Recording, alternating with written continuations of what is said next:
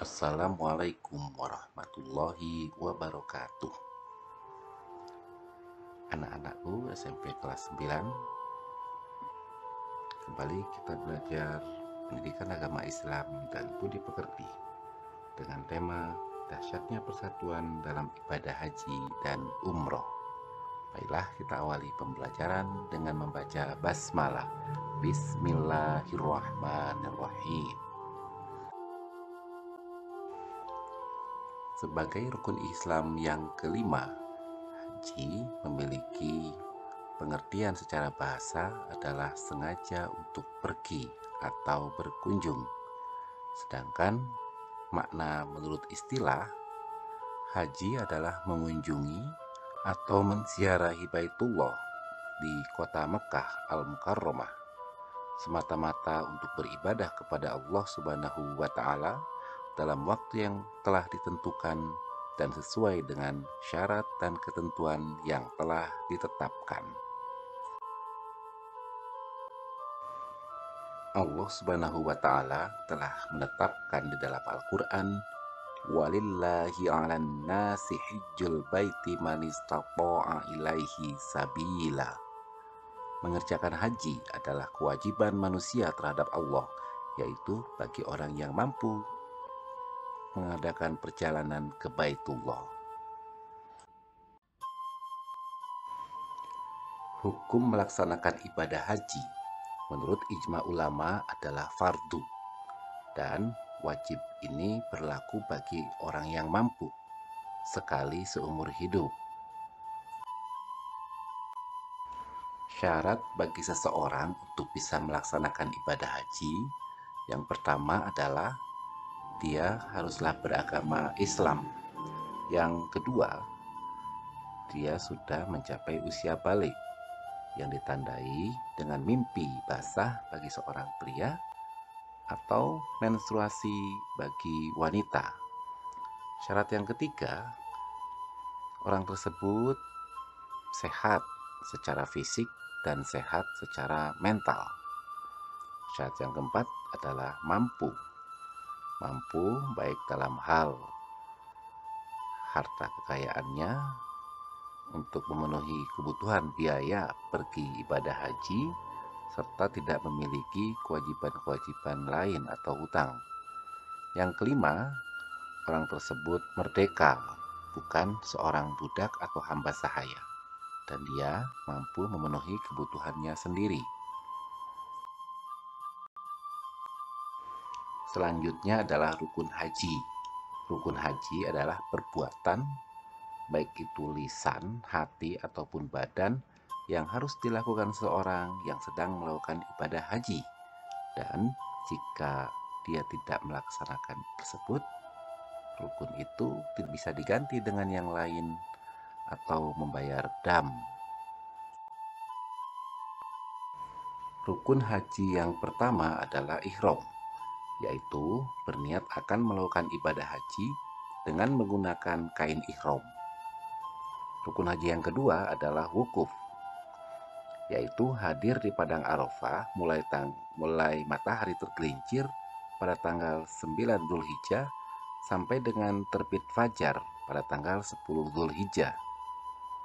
Rukun haji yang ketiga yaitu sa'i, berlari-lari kecil di antara Bukit Sofa dan Bukit Marwah sebanyak 7 kali.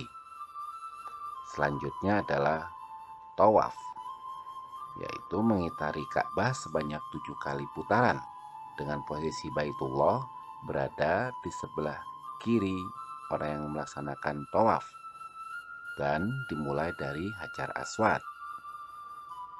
Rukun haji yang kelima adalah tahallul, yaitu mencukur rambut kepala sekurang-kurangnya 3 helai rambut.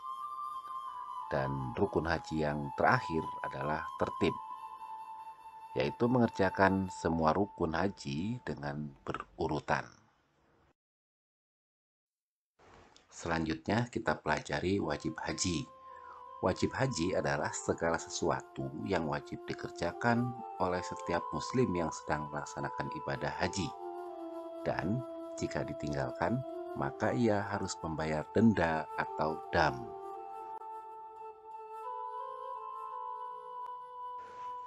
Adapun wajib haji tersebut adalah yang pertama, ihram dari mikot, yaitu mikot makani yang dilakukan setelah menggunakan kain ihram. Wajib haji yang kedua adalah bermalam di Muzdalifah pada tanggal 9 Dzulhijjah dalam perjalanan dari Arafah ke Mina. Wajib haji yang ketiga yaitu Jumroh Aqobah pada tanggal 10 Dzulhijjah dengan 7 kerikil berturut-turut. Selanjutnya, Jumroh di Mina, yaitu selama 3 hari pada hari tasyrik berupa Jumroh Ula, Jumroh Wusto, dan Jumroh Aqobah.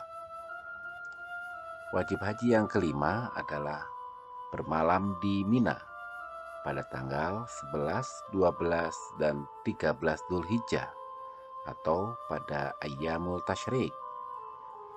Wajib haji berikutnya yaitu meninggalkan semua larangan-larangan pada saat melaksanakan ibadah haji.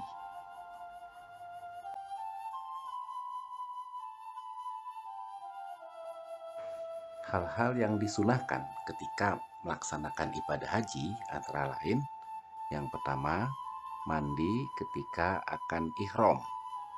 Yang kedua, melakukan haji ifrad, yaitu memisahkan pelaksanaan ibadah haji dan umroh dengan mendahulukan haji, setelah itu baru umroh. Yang ketiga, memperbanyak bacaan talbiyah. Dan yang keempat, membaca doa setelah talbiyah.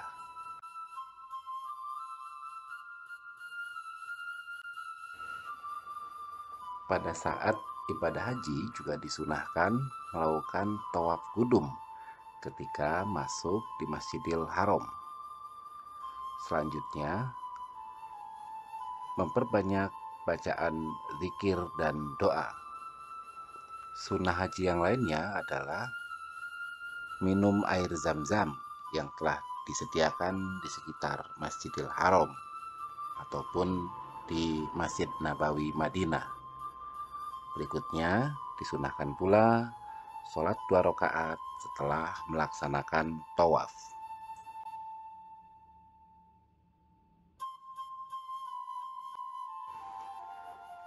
Selama ibadah haji, dilarang menggunakan kain yang berjahit bagi pria. Untuk pria hanya memakai 2 helai kain ihram yang tidak berjahit. Selanjutnya, selama ibadah haji juga dilarang membunuh atau berburu hewan darat. Dilarang pula berhubungan suami istri ketika melaksanakan ibadah haji. Larangan yang lain adalah mengucapkan kata-kata kotor atau perbuatan-perbuatan yang tidak baik lainnya. Bagi orang yang melanggar wajib haji atau umroh akan dikenakan denda atau yang lebih disebut dengan dam.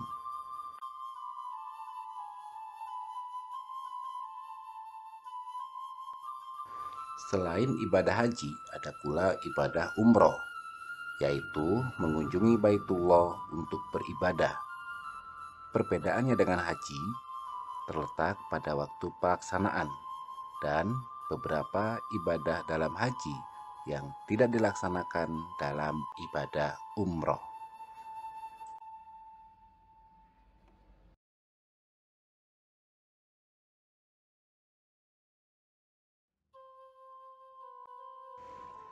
Hikmah melaksanakan ibadah haji dan umroh adalah yang pertama sebagai bentuk syukur atas rizki yang melimpah. Yang kedua, menciptakan ukhuwah Islamiyah tingkat dunia. Yang ketiga, membebaskan diri dari dosa dan menenteramkan jiwa. Selanjutnya, mendidik dan menyadarkan jiwa untuk memenuhi panggilan Allah lebih dari panggilan apapun. Yang kelima, menyadarkan manusia bahaya mengikuti bisikan setan. Yang keenam, meneladani Nabi Muhammad SAW dan nabi-nabi sebelumnya. Dan yang terakhir, menggalang persatuan umat Islam dunia. Nah, anak-anak, sampai di sini pembelajaran tentang haji dan umroh. Mudah-mudahan Allah Subhanahu wa Ta'ala menakdirkan kita untuk bisa melaksanakan ibadah haji maupun umroh. Mari kita akhiri pembelajaran ini dengan mengucapkan hamdalah. Alhamdulillahirabbil alamin.